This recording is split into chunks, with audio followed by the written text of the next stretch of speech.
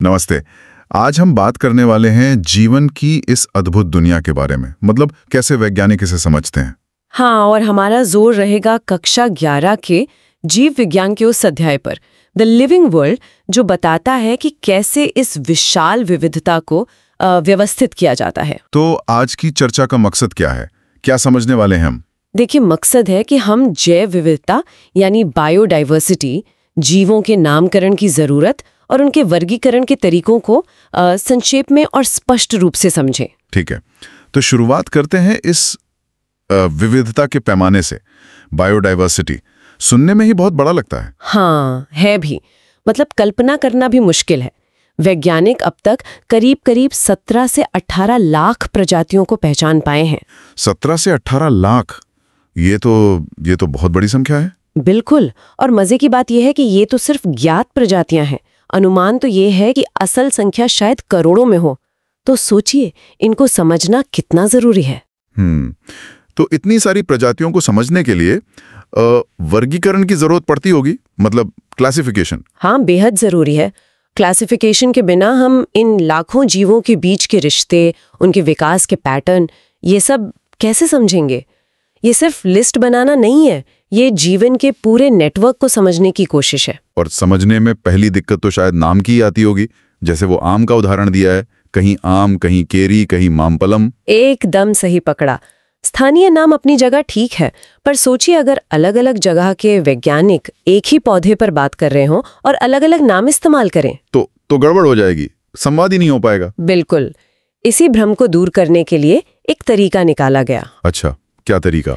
ये तरीका दिया कैरोलस लिनियस ने, द्विपद नामकरण पद्धति, मतलब बाइनोमियल नोमेनक्लेचर। ये एक बहुत ही कारगर सिस्टम साबित हुआ। द्विपद मतलब दो नाम, ऐसा क्यों? एक नाम काफी नहीं था? अच्छा सवाल है।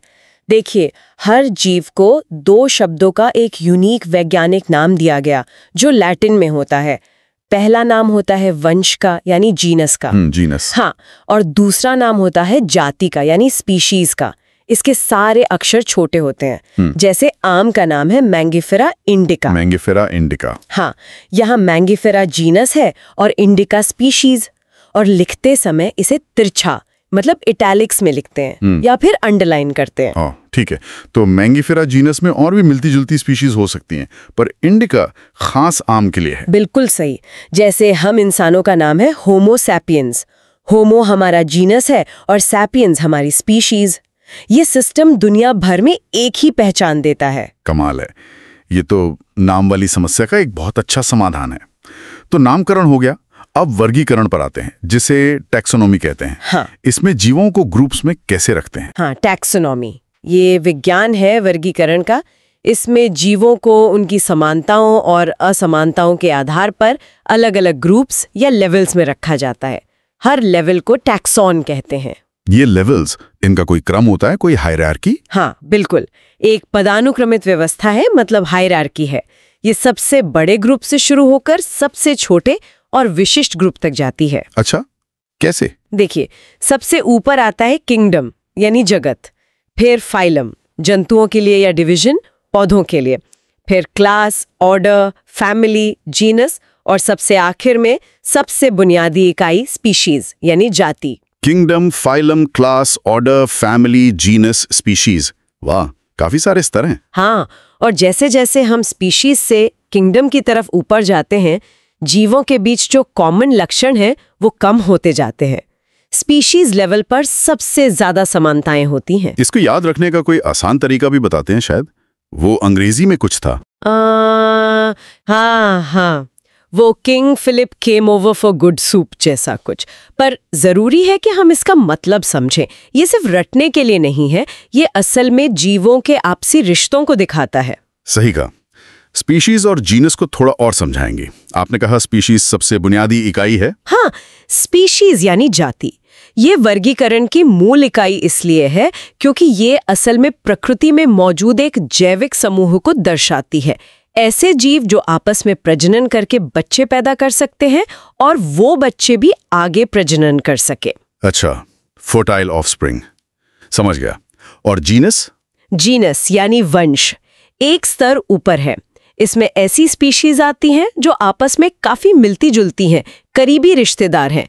जैसे वो पेंथरा जीनस है ना? हाँ, सुना है, शेर, बाघ। बिल्कुल।